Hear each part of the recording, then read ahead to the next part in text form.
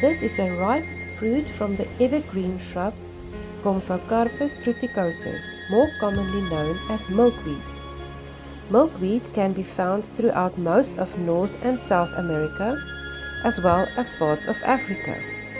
It has been estimated that there are more than 200 species worldwide.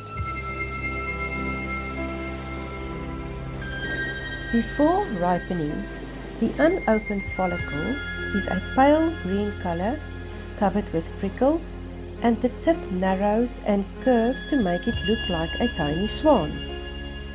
The light brown ripe fruit, which you see in this video, sprouts in autumn and is having a papery follicle which is covered with bristle-like hairs, and it contains dark seeds.